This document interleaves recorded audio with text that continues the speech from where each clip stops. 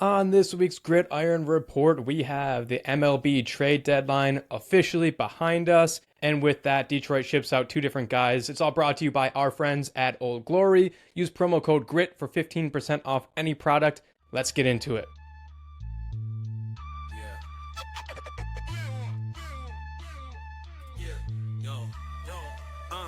In the heart of the city where the lights grow dim, grit and grind every inch, every rim, from the underdogs rising to the legends that win. It's the Gridiron Report, let the games begin. Every highlight's a journey, roads paved with fire, sweat, tears, and hustle that never expire. From the rookies on the rise to the old hands retire, Gridiron is the place for fans to conspire. Hustle on blast, beats thunder and loud. Champions are born from the roar of the crowd. The Gridiron Report, where the stories are proud.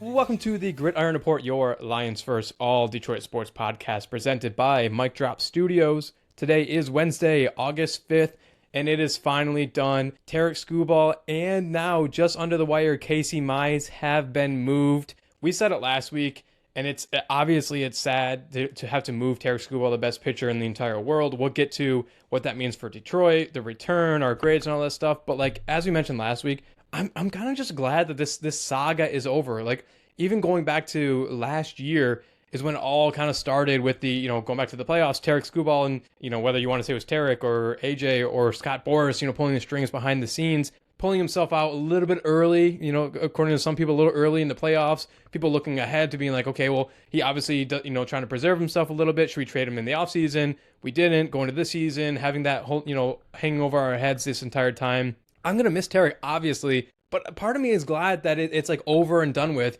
and we actually, in my opinion, made the right move and moved him. Like, I'm just kind of glad that we can say, okay, the sideshow is over. Now let's see what we're left with and try and piece this thing back together. I don't know about you. It has been, it's been a grind the past couple of years, just listening to all of that. And yeah, for me, I guess I'm glad it's over. I'm obviously not glad that Tarik Skubal is no longer on our team, because I wish we could keep him forever, but it's a fact of the matter. We're mid-market team. We were never going to, cough up hundreds and hundreds of millions of dollars to re-sign Tarik Skubal. And of course, there's a potential impending lockout on the other side of this season anyway. So yeah, when you stack all of that up, it just seemed like we were never going to retain him, and so we had to ship him off. But it still sucks, because I mean, when you have the best pitcher in baseball on your team, it always feels so good. Going into a playoff series, you're like, yeah, you got this guy for at least a couple starts. We're looking really good. It sucks that we never got a chance to win anything meaningful with Tarik Skubal. You kind of hit a home run on a ninth round pick, turns into the best pitcher in baseball, back-to-back Cy Young. And yeah, we have nothing to show for it. That, for me, like, I think I'm feeling the most hurt from that. But, putting all of that aside, looking at just this year, we have to, be pragmatic and look at this year forward. It made all the sense in the world to trade him. You're still less than a coin flip away from the playoffs on the wrong end of that coin flip, right? And so, yeah, even if you do somehow limp into the playoffs and you have him for one more playoff series, or one more playoff run, I should say, it's probably still not ending with a World Series. I think we could say that without a shadow of a doubt. So, yeah. Had to be done, but I still am feeling like, fuck, like we kind of squandered Skubal, and it's there's a lot at play, right? It's not any one person. We're not pointing the finger at anyone, but I can still say that it sucks, even though we did the right move to trade him. You might not be pointing the finger. I'm going to point the finger. Like I said, we'll get into the return and what we think of that. We both agree, and I think most of Detroit at this point agreed that Tarik needed to be moved. But I will point the finger at Scott Harris, because if anything, this just makes me that much more frustrated that we didn't really do much last deadline. It kind of like it's a really unfortunate situation to be in. The Pistons were it's the same position, essentially, that like our record was way better than I think the team was. And so the owners and GMs were able to kind of hide behind that a little bit and be like, no, we're in first place. Like, we know what we're doing. We don't need to add that much. When if you dive into the numbers and, you're just a person who does more than just like watch the game, like, the stats and stuff like that, you saw there were real flaws in this team. And so then we saw the Pistons go out and not really do much at the trade deadline. And, last year at the Tigers deadline, they end up in, I mean, they basically, like, it was terrible what they did. The Charlie Morton, the guys that they brought in saying like, okay, well, this is going to get us there. Like, that, just having to trade Tarik now just makes that look so much worse. Like, you had the chance to do it and we weren't, you kind of shitted on us a little bit and told us we were going in, and that was your all-in move, and whether that was the window or not is yet to be seen. But let's get into the trade a little bit more in detail. So we had the Tarik Skubal trade, and we'll go to a quick break, and then we'll come back and break down the Casey Mize trade that just happened right under the wire here at 6 p.m. So Tarik Skubal, kind of surprising, I think, that it happened so early. This was on, Saturday night at like midnight. Like, I was coming home from a wedding, about to go to sleep, and then the news broke, and I ended up watching video after video after video after these different guys that we got in. It was Tarik Skubal going to the Los Angeles Dodgers. In return, the Detroit Tigers got Zyhir Hope, River Ryan, and then Brady Smith from the Dodgers. You have Brady Smith, 6'2", a right-handed pitcher. River Ryan, 6'2", right-handed pitcher as well. And then Zyhir Hope, who is the essentially the diamond in that trade package. He is an outfielder for the Los Angeles Dodgers. So so much to break down here. First and foremost, like I mentioned, the timing was a little bit weird. There was rumors and reports that number of teams, obviously everyone wants Tarik, right? So you had the Brewers were involved, you had the Tampa Bay Rays involved, obviously the Dodgers were involved, the Chicago Cubs I apparently called and asked about Tarik, like a number of these teams called and inquired about Tarik. And then obviously the Tigers ended up going with the Dodgers. Rumor is that the Tigers called the Dodgers and basically said no, we want to do this deal.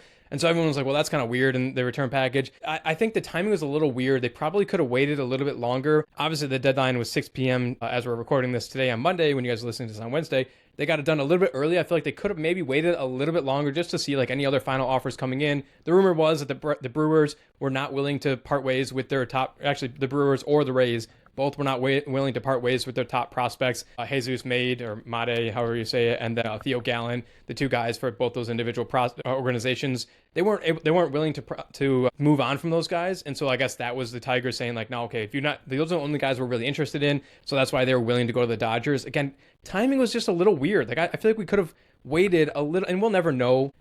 I don't know, the Dodgers put a time limit on it. It's just weird that they would do it Saturday night at midnight and not at least wait till Sunday and Monday morning to try and see hey, guys, Brewers, Milwaukee, you guys want to get this done? Dodgers have an offer out there. We're going to take it unless you guys up it a little bit. Just a little bit interesting on the timing. Yeah, dude, it was weird. And dude, hand up for me, I did a little day drinking on Saturday. I may or may not have been in bed by about 9:30 p.m. And so this news for me hit me at 5 a.m. when I just woke up out of just a cold sleep. And so the timing, I totally agree with you. It was definitely weird.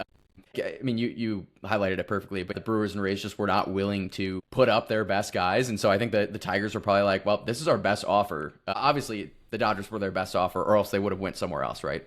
So we could say that really without a shadow of a doubt that the Dodgers had the best offer. That's why we took it. I don't know if maybe the Dodgers were playing hardball. We're going to yank it on Sunday morning if you don't take it now. Who knows? You never know. Right. But it did seem like the Tigers, they were going to maximize what they were going to get. And I mean, you don't want to be the team that's close to the deadline, still doesn't have a deal in place. All of a sudden, maybe you lose some leverage and you got to take a shittier offer. So that could have been at play too. Again, we will never know. But yes, I think all of us, whether we saw the news on Saturday night or Sunday morning, I know if it was Saturday night, you probably had at least a few beverages in you. I know all of my friends did, and everyone, the knee-jerk reaction was, oh my God, we hate this. We got fleeced. This is the worst thing ever. And then I think we took a couple days to digest it. Certainly sitting here on Monday, a couple days to digest it.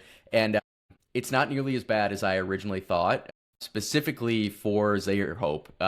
He is a I would say very good prospect. I think his ceiling is everyday starter who is, above average to significantly above average at his position, which, I mean, I think that's a pretty good return versus, if you look at the alternative, if we kept Skubal and did nothing this season and, obviously he leaves in free agency, we get that, compensatory pick. That's just a pick that you don't know what that's going to be.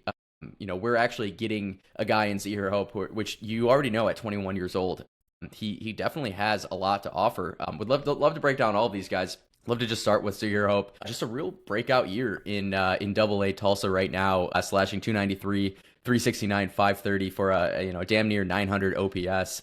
And I think what everyone saw in the knee-jerk reaction was yeah, this guy strikes out way too much. His contact rate is just not there. It's it's projecting to be maybe a 225 average in the MLB, but he has significantly improved that this year in his breakout year at Double-A.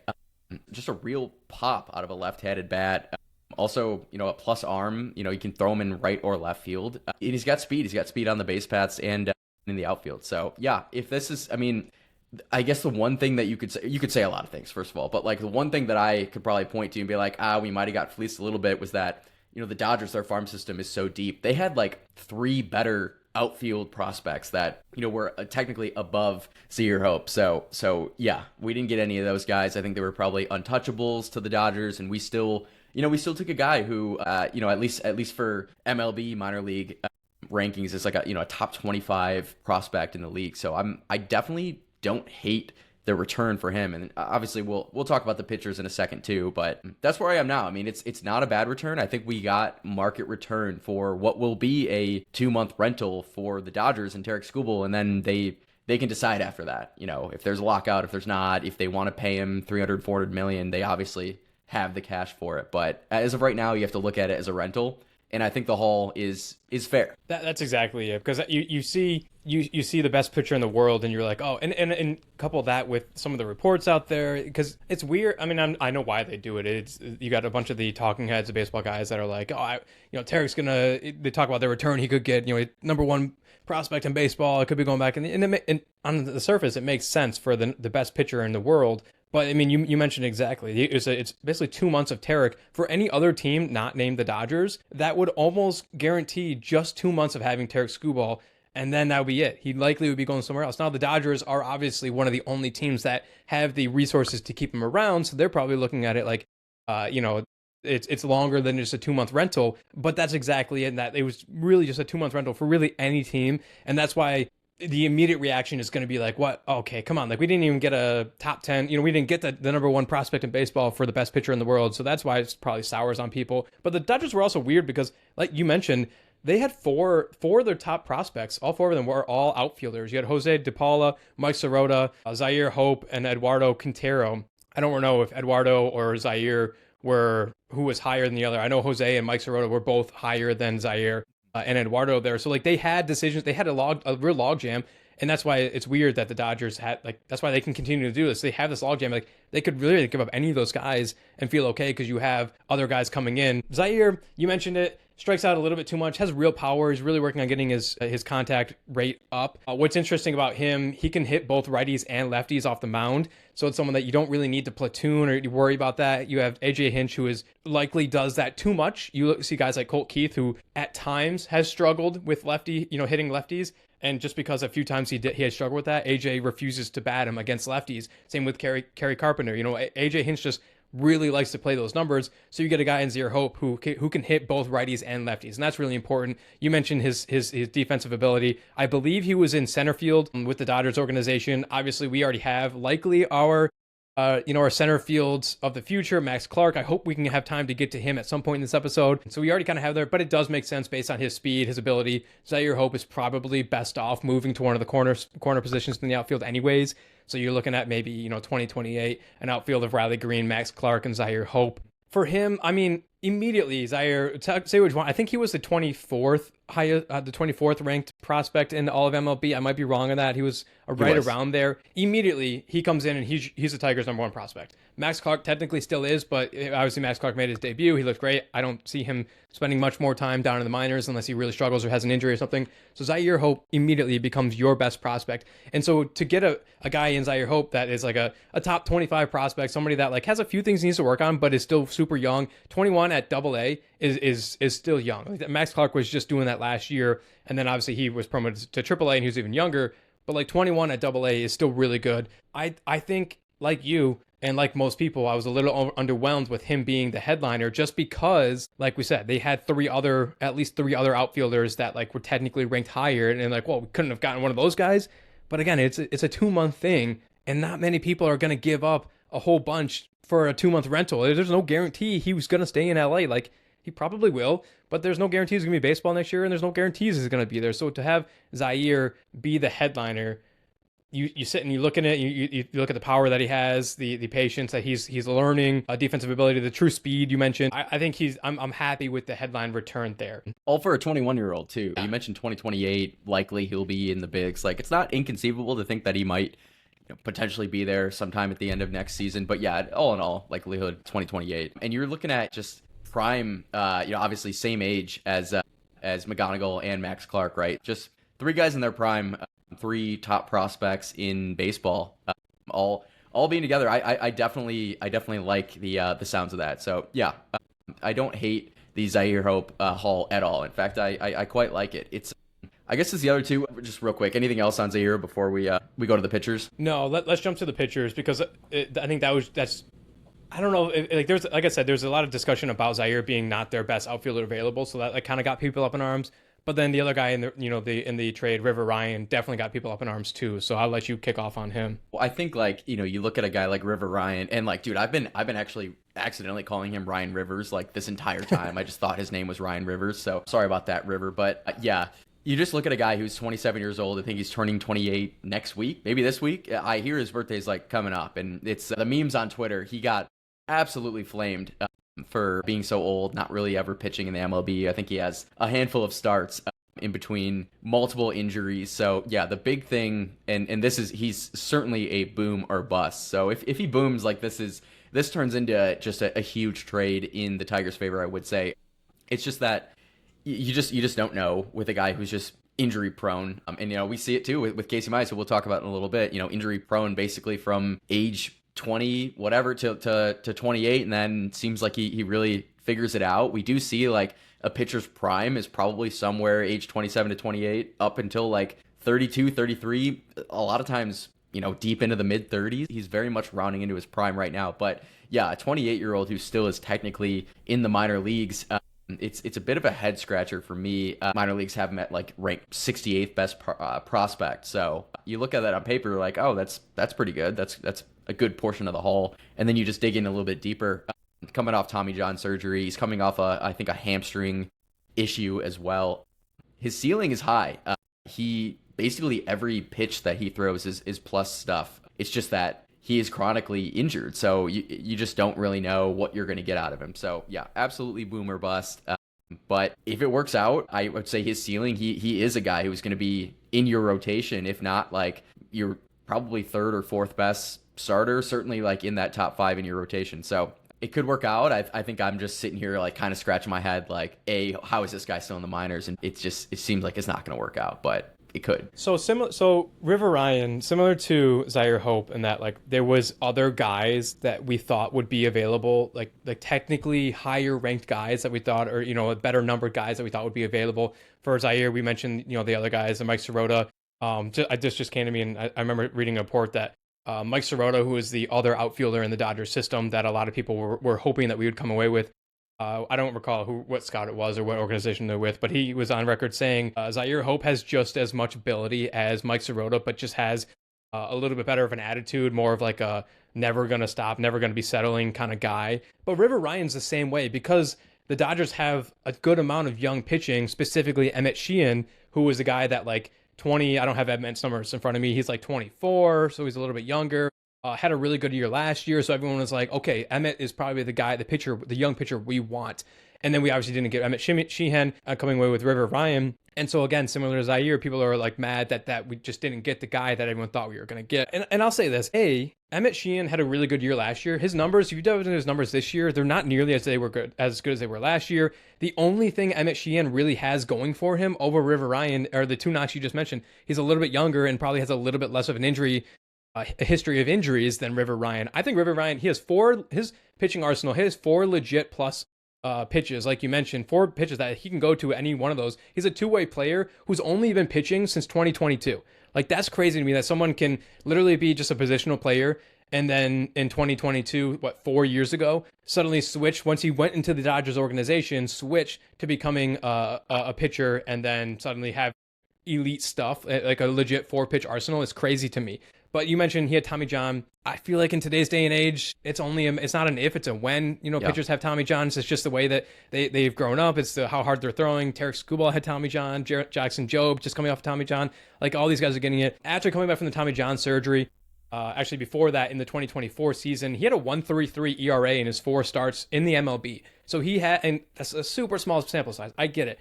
But four starts in the MLB with a 1.33 ERA is really good. That's something that's okay, there's legit stuff there. He was coming back from Tommy John, really shown to have that same stuff that he had from 2 years ago in 2024. And then obviously he got hampered by the hammy injury. Really, before he went down with those injuries, he had the most electric stuff in the, as MLBprospect.com says, he had the most electric stuff in all of the Dodgers pitching prospect pool. And so I think it's really, really intriguing. He has the stuff of a front end starter, like a legit, I personally think a legit number two, three, maybe number two starter in a rotation.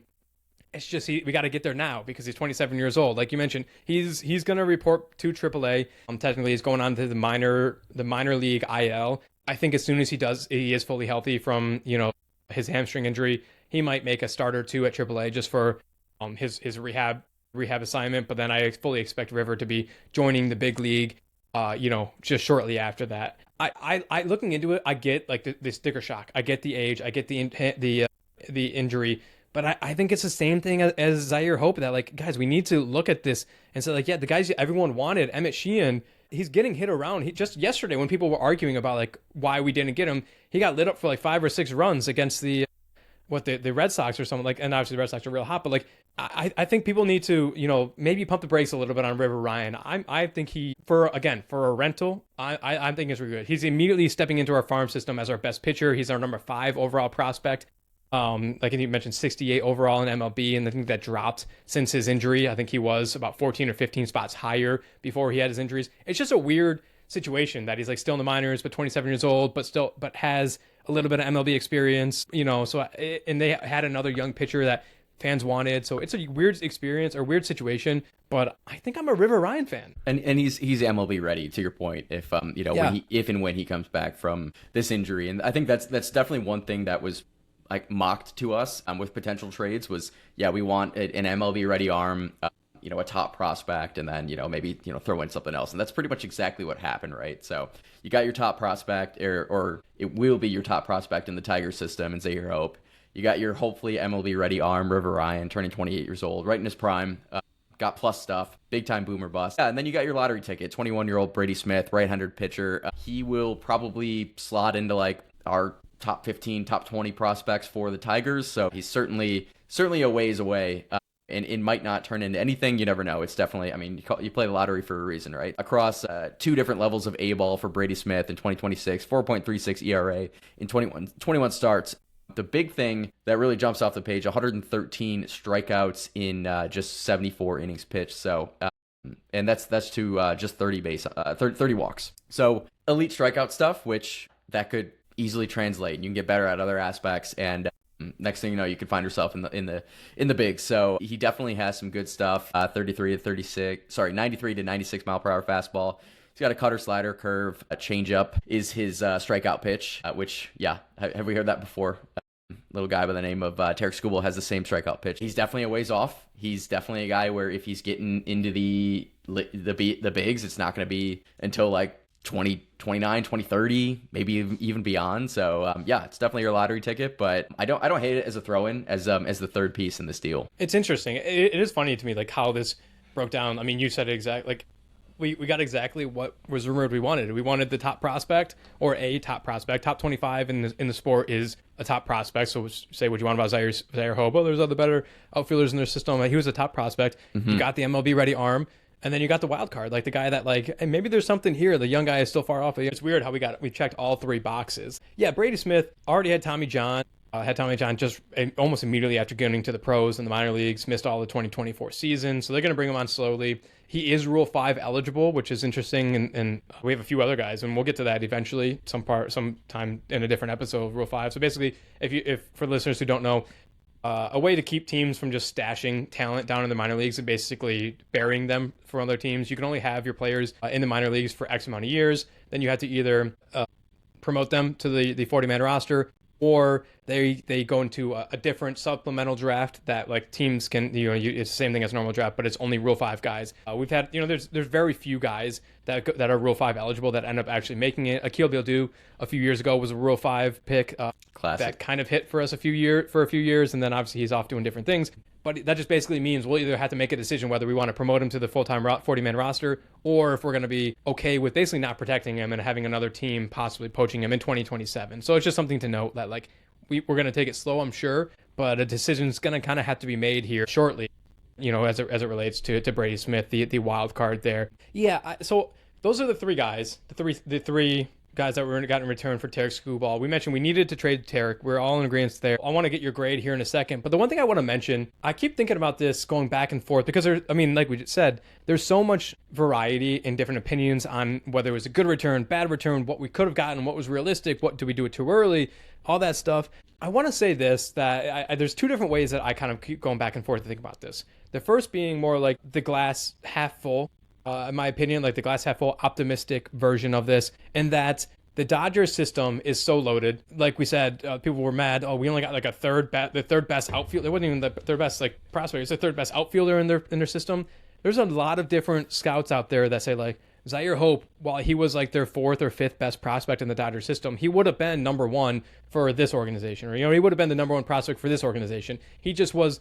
It was a detriment to how good their system was. And so I think that's one thing you can look at it as a glass half full. Like, yeah, we didn't get the number one guy, but for a lot of other systems that aren't the cream of the crop, franchises, he would have been their number one. So that's one way to look at it. The other way, and I go back and forth on this because I don't know which way is the right way to think about this. I also firmly believe, similar to college football, like you might have, a low-end 4-star recruit, a running back, quarterback, whatever. The moment he signs with a big school, specifically with Michigan, this is known to happen, specifically to Michigan, to Texas, Alabama, Georgia. When the moment they sign there, they see their ratings get boosted. They didn't do anything differently. All they did was sign with a big time name, and they get ratings boosted. It helps the publications, it helps the franchises, it helps the player. We see that bump. I'm a firm believer that that happens with the Dodgers as well. The moment the Dodgers go out and they draft a guy or they trade for a prospect, right, wrong, or indifferent, those guys almost always will receive a bump because they may be like, oh, well, if the Dodgers saw something in them, like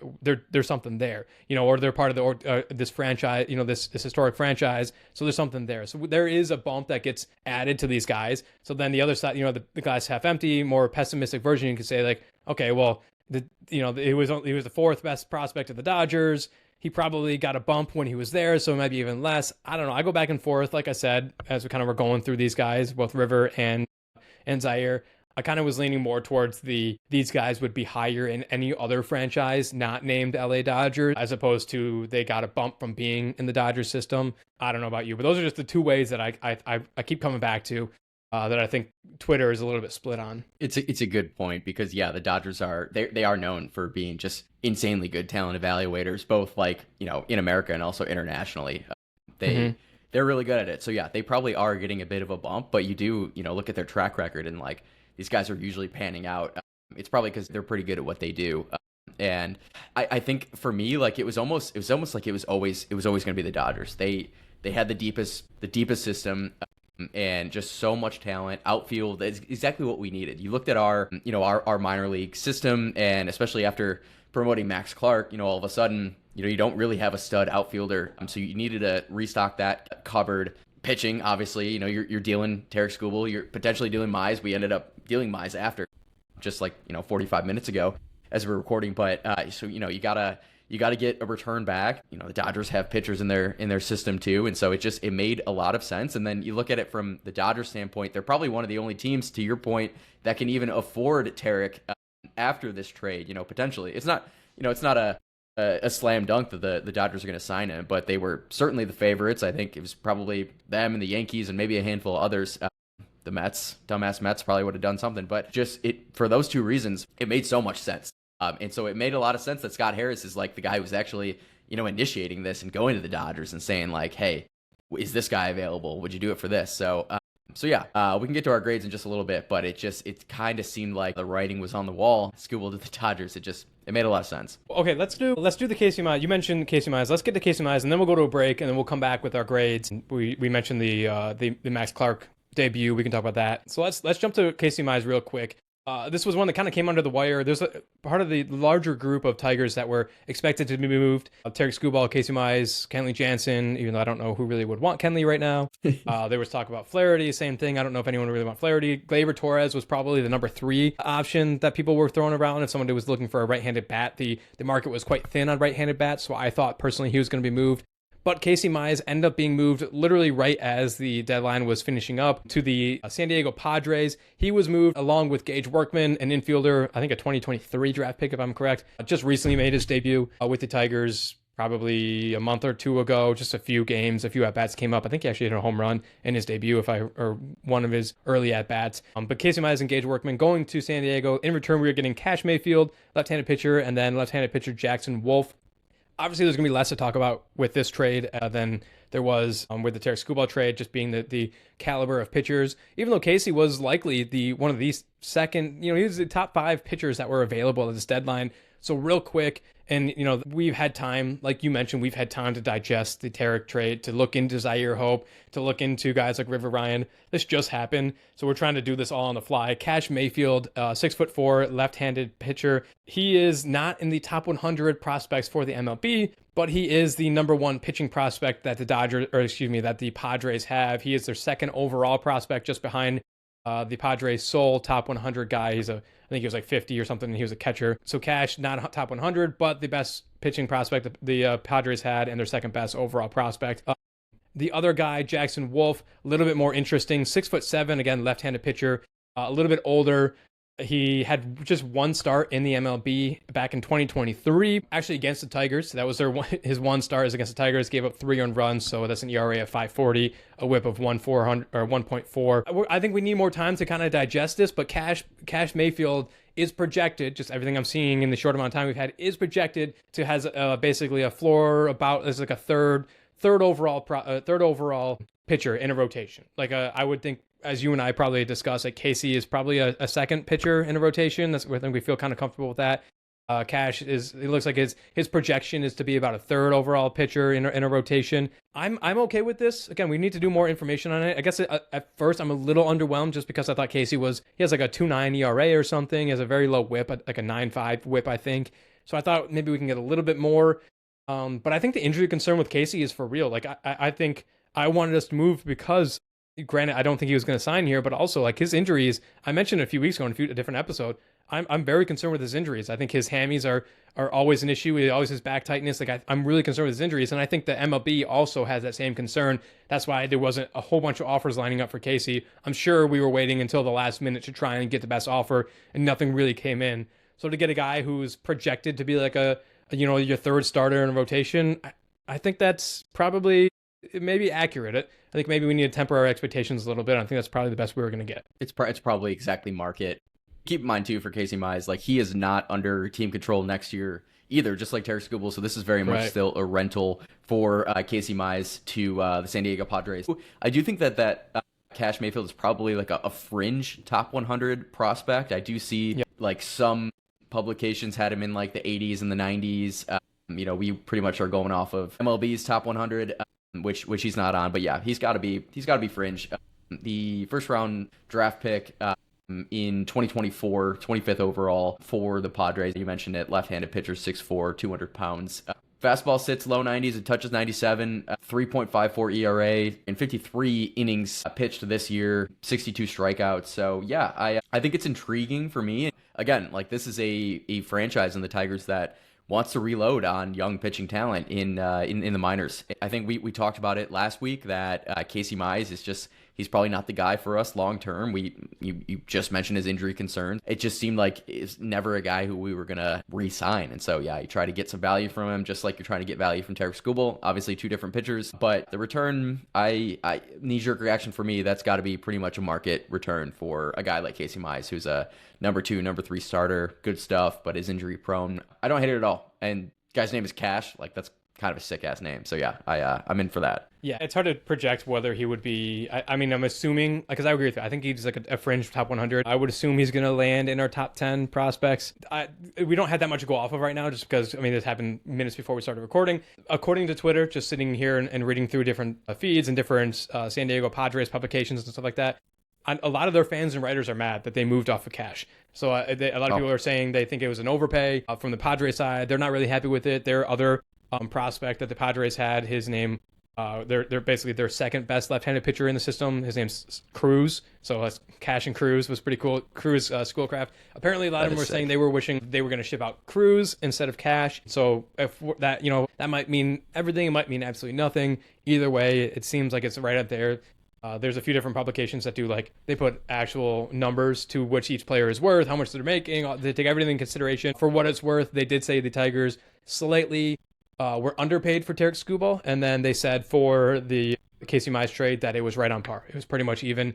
So, as we learn more about Kash Mayfield, we'll hopefully be able to come on here and give a little more of an update on that. But okay, let's go to a quick break. And then when we come back, let's give our grades on the trade deadline. And then we have the debut we got to talk about here as well. So, all right, we are back. Okay, so we have covered the Tarik Skubal trade. We have covered the Casey Mize trade. As I mentioned when we talked about that, we ended up not moving Kenley Jansen, not moving Jack Flaherty, not moving Gleyber Torres, not really moving anyone else. That's kind of the only guys that we thought were going to be moved. Overall thoughts on the draft and the trade deadline. If you want to give let's because it was such a large trade, let's grade the Tarik trade and then the trade deadline as a whole. We don't need to trade the Casey Mize trade just because we're still learning about cash and stuff like that. Let's do it. What would you grade the Tarik trade and then the overall deadline as a whole? Yeah, I would say for me, I know we're not grading the Dodgers. I think it was a home run for the Dodgers. Like if I was giving them a grade, it would definitely be an A. Just makes so much sense given their prospect pool. On the Tigers side of things, I'm gonna go solid B on the Tarik Skubal trade. If you would have asked me Sunday morning, as my head was just pounding from a few too many beverages, I probably would have said D plus. But yeah, a couple more days to really soak it in. I am so much higher on Zyhir Hope than I was yesterday morning. It's a solid B. I mean, I was flirting between a B and a B minus.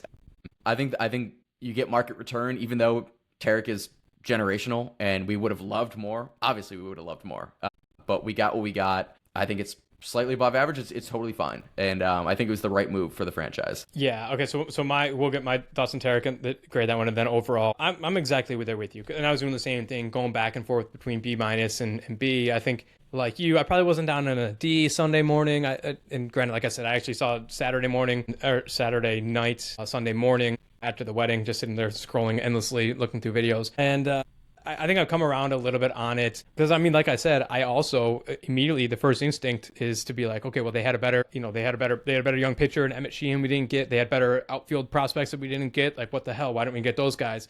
But like we talk about this whole episode, I've really come around to it. You have to be realistic in how much a rental would be, worth. Like we said, you can't take into consideration that the Dodgers likely will re-sign Tarik because they have the resources to do it. You have to just take in consideration these 2 months.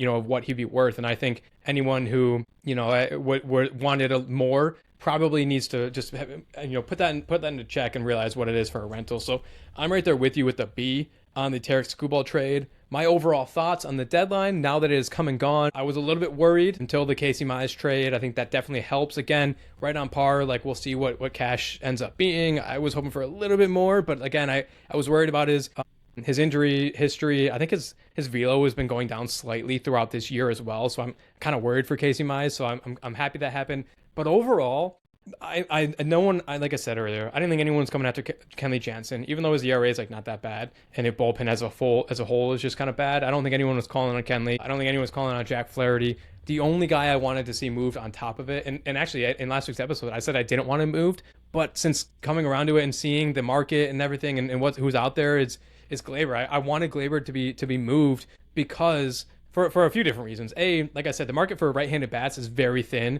Gleyber could definitely fetch somebody out there. There was, some reports out there, the teams that looking for bats that like they wanted to give up some pitching to get bats. Like I feel like we could have gotten an actual starter for Gleyber. So I'm kind of frustrated with that. And then also I think Max Anderson in the minor leagues has been absolutely raking, and we need to at some point to figure out what he is. And so I think if you're bringing up Max Clark, now's the time. Like, let's get what we can for Gleyber, bring up Max Anderson. We got a number of infielders. You got Hao-Yu Lee, who's kind of looking for a place right now. He's been playing so well. There's a logjam on the infield in the major leagues. So, like, I wanted to see Gleyber moved out, bring up Max Anderson, see what we have in all these young guys in the infield. But they ended up doing that. So because they weren't able to move Gleyber, I'm going to put the Tarik trade at a B and the overall trade deadline for the Tigers at a B minus. I'm exactly with you. I'm going to say B for both, but Could definitely see B minus. Yeah, it made a lot of sense. And I said it on last week's pod that as much as I love Gleyber Torres and I've loved his time here, and it was a phenomenal signing.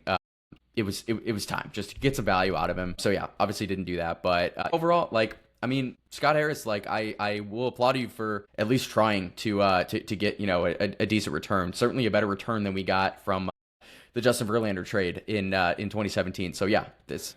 Oh, you think no? No, I'm saying, God, do not remind me of that. Okay, good. Embarrassing. Yeah, because that was absolutely piss poor. It was awful. So yeah, a lot better there. And we're taking steps in the right direction. This is still a franchise that has a lot of young talent, bringing up a lot of young talent as we speak. The McGonigal and Max Clark era is officially upon us now. The McGonigal era was obviously upon us from the start of the season, but we got Max Clark up too. I think we're going to be talking about him a lot more in just a little bit. But I'd say the future is bright. It's just that now you gotta go out and probably make more moves in the offseason. But as far as your young core goes, I'm all in, and it's looking really good. This is for the first time in transitioning into Max Clark. I'm excited for this future. I think the future is kind of here now. Looking forward and just kind of where we go from now. We have the Max Clark debut. He's been fantastic. He already has a .4 WAR, which I know it's super small sample size, but it's just funny to look at some of the other guys' WARs, and then you look at Max Clark. He has a .4, 12 at bats, 6 hits, 1 home run. He's a .500 average. 3 RBIs. Slugging a .917, OPS of 1.517. Like, Max Clark is doing everything you wanted him to be. And it was a great time. Credit to the organization. Great time to bring him up against the A's, because the A's are just piss poor. Like, we swept them once early in the season. We ended up sweeping them again. Like, a great time to get Max up here and get his debut.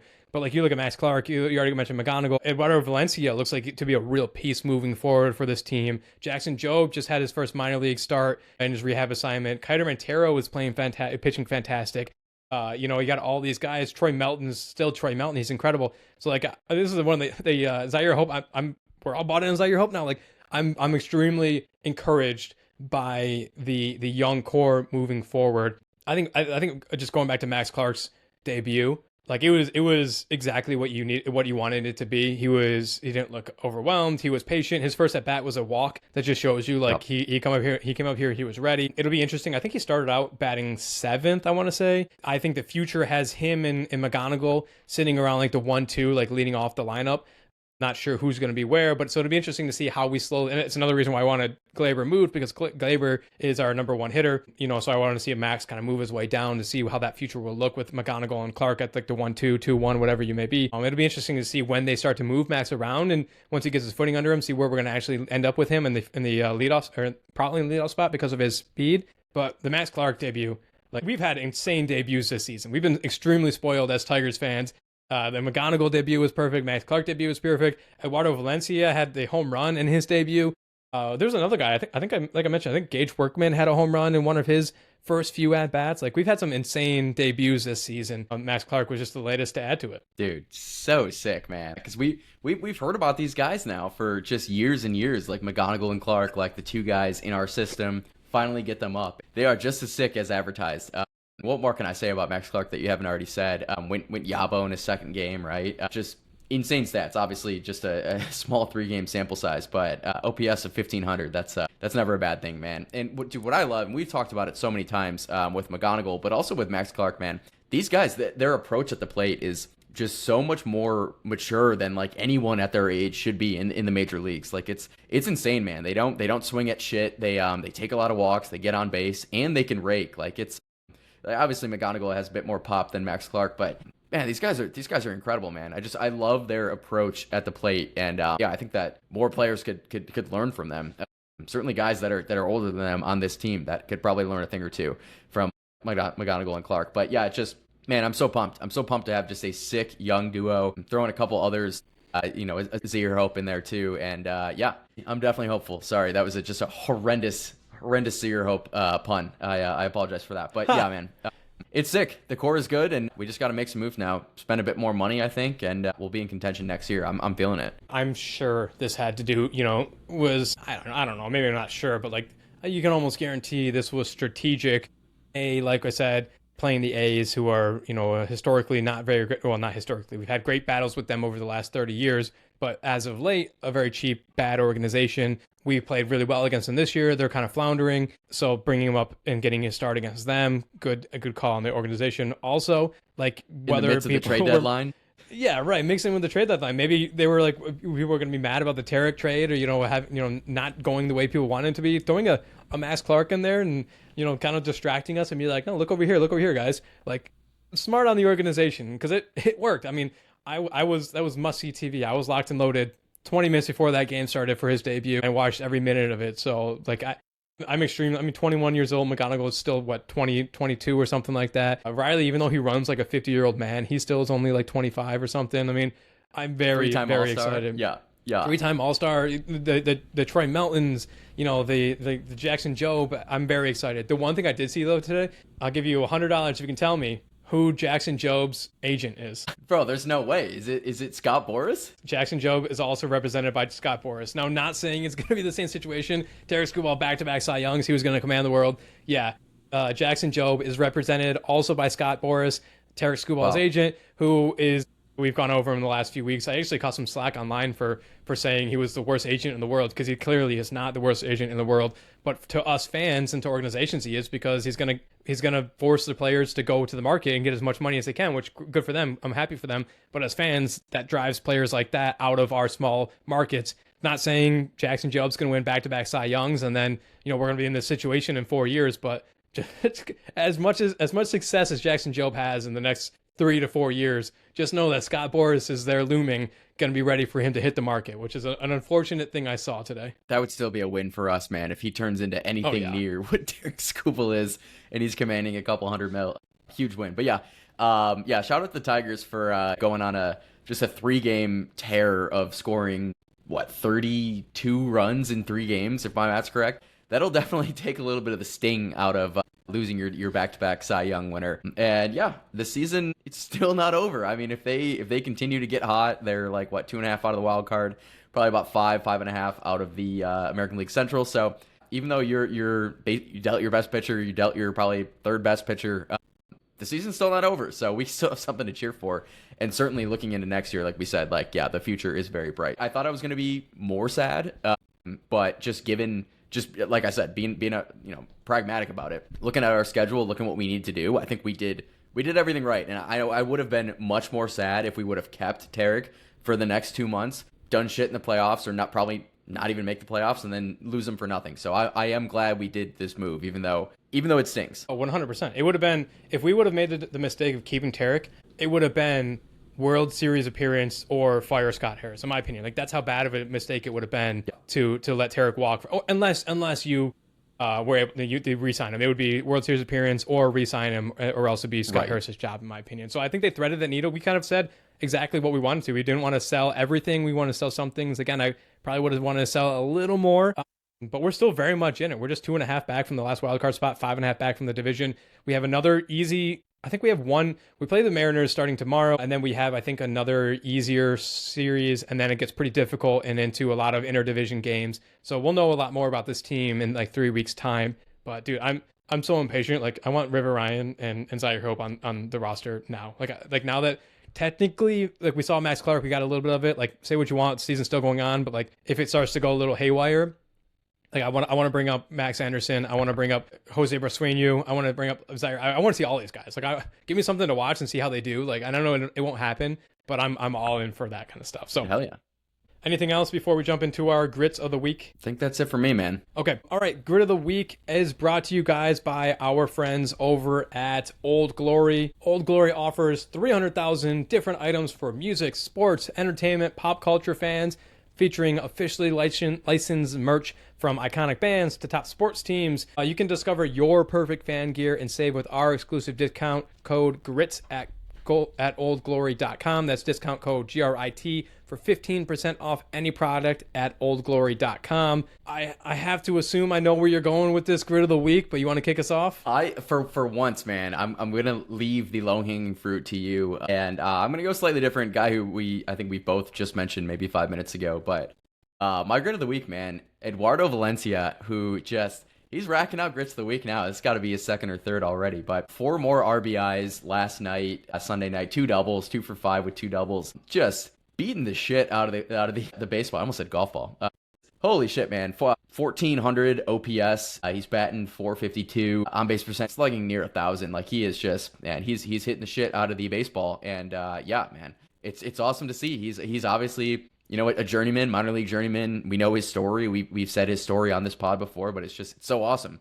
I just want to say it again, man, just for a 26-year-old who just probably could not even have scripted a better start to your MLB career than what he's been doing in just like 11 games, 32 plate appearances. But he is pounding the shit out of the ball. And so, yeah, grit of the week, man, Eduardo Valencia. I like that. I appreciate you leaving the low-hanging fruit, because I'll hit on a double then, because I have a backup one that I think is just as deserving. Eduardo Valencia, that's what he did in the minor leagues. He had insane power. He hit the ball really well.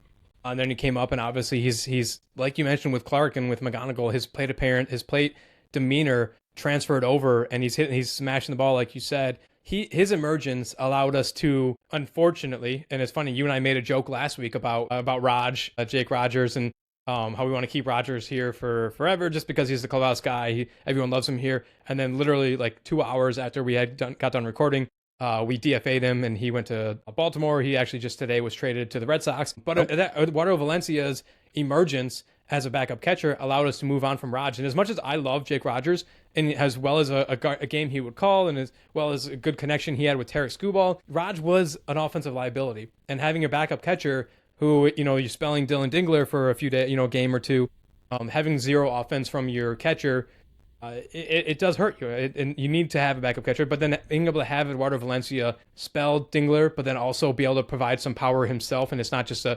immediate out, is going to be super helpful. We wish Raj all the best, but Eduardo Valencia, I think, is part of our plans moving forward. I think he's a very serviceable backup catcher, and I hope that, you know, as you know, pitchers and you know, tape is out there as a hitter, pitchers start to figure him out a little bit. I hope he can continue to, you know, still hit the absolute living shit out of the ball. So shout out to Eduardo Valencia. Because you went with him, I'm gonna split mine into two. Obviously, we had to give a big old grit of the week to Max Clark. We already talked about him a little bit, just coming up, finally making his debut. There was so much talk about Max Clark during the spring training. He obviously opened the spring training with the team, as a lot of top prospects do. Really struggled to start spring training, had a few errors in the field. It was, you know, as comes with Max Clark, he has his tattoos and his chains and stuff, and he's very active online and stuff like that. So there was a lot of criticism going towards him, and he kind of just put his head down. He was cut from the big camp and started this season in AAA and put his head down, went to work, and he went through his spells. He had some issues in the minor leagues and came up and just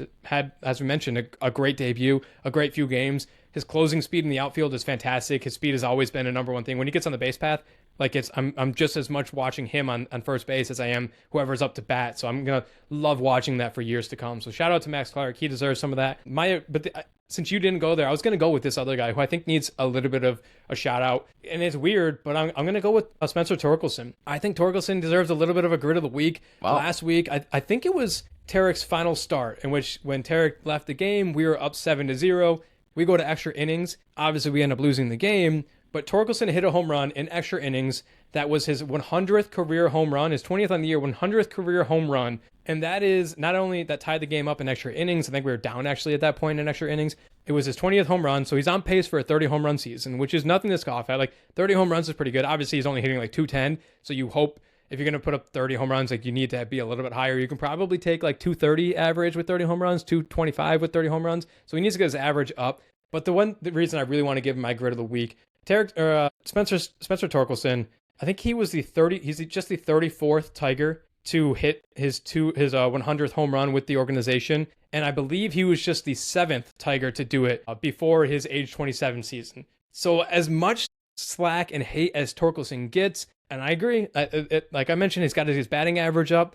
I think he gets a little, like, he still pounds the ball and it can crush a home run ball. He's had obviously some down seasons, but I think that number just stuck out to me. He's like only the 7th young guy hitting 30 or 100 home runs in his career for the Tigers. So I think that's important. And I also think, just as the last thing about him, I think his defense at first base is way underrated. Spencer Torkelson can pick a ball at first, was the best of them. I've seen some stats online that say he's like actually statistically a bad defensive first baseman. I think that's absolute horseshit. I think at the eye test, he saves a lot of plays from our, from McKinstry or like Vierling at third, or he saves a lot of plays there at first with his picks. So I saw that stat, his 100th home run, 20th of the season. Had to give him a shout out. As much hate as he gets, we got to give him some love when it's due. So shout out to Max Clark for here's to a long career here in Detroit. Can't wait for it. And then shout out to Torque. He deserves a little bit there. Hell yeah. Torque definitely needs some love, man. I think he catches enough flack on a day-to-day basis where we need to show him a little love. But yeah, man, take away his 2024 season, which was awful, and spent a lot of time in the minors, whatever. Like, he basically is a guy who's gonna bat 230 and hit 30 dingers. 31 is basically what he does. He loves hitting 31 dingers. Yep. So yeah, that's not bad at all. And he gets a lot of flack because he was a number 1 overall pick, and we expect a ton from him. But that's certainly not awful production. So shout out Torque, and yeah, for me, dude, Max Clark, man, I'm excited. Like you said, he's a absolute spark plug. Who knows what's gonna happen in August, in September, down the stretch, but it's just really cool seeing these young guys just ball out. And I think the fact that like him and Kevin McGonigal are like best friends too, it's awesome, man. Like they're always promoted at the same time, obviously same age, like, so that makes perfect sense. They're both absolute studs at their positions. Like, it's awesome to see. I'm hoping that they're both Tigers for 10 plus years, and that they have just incredible careers, and we win a couple World Series. But yeah, until we get to that point, we can just sit back and enjoy them. Yeah, I mean, it's gonna be different because we're talking outfield and infield, but it's another young duo like the Lou and Allen. So we'll see. That's our show, though. That is our trade deadline. It is now behind us. We can look forward to a few more weeks of some dead periods. We have football starting up here so close, starting to get a little bit of a chill in the air in the mornings and the evenings. It's so close, so we're going to be diving into the Lions here very, very soon. But for this week, that's our show. Thank you guys for tuning into this week's episode. You can find both Kyle and I on Twitter at Kyle_Marino and myself at Dutton_Tyler. You can follow the podcast itself on Instagram or on TikTok at Gridiron Report, on Twitter, at Gridiron Report 1. Or you can watch us on YouTube at Gridiron Report. We have these full-length episodes as well as a few different shorts on YouTube every single week. Finally, you guys can join the conversation next week by calling into the Gridiron Report voicemail for us to play and discuss on the podcast. That phone number is 313-306-7939. If you guys like this episode, please take a moment to rate it 5 stars. Leave us a review saying how much you liked it. Follow us on all forms of social media. Comment on things. We like commenting back with you guys. It allows us to bring you even more Detroit sports stuff. Thank you guys for listening. Thanks, y'all. Restore the roar. Every highlight's a journey, roads paved with fire, sweat, tears, and hustle that never expire. From the rookies on the rise to the old hands retired. Gridiron is the place for fans to conspire. Hustle on blast, beats thunder and loud. Champions are born from the roar of the crowd. The Gridiron Report, where the stories are proud. Tune in, bring the heat, make your fandom a vow.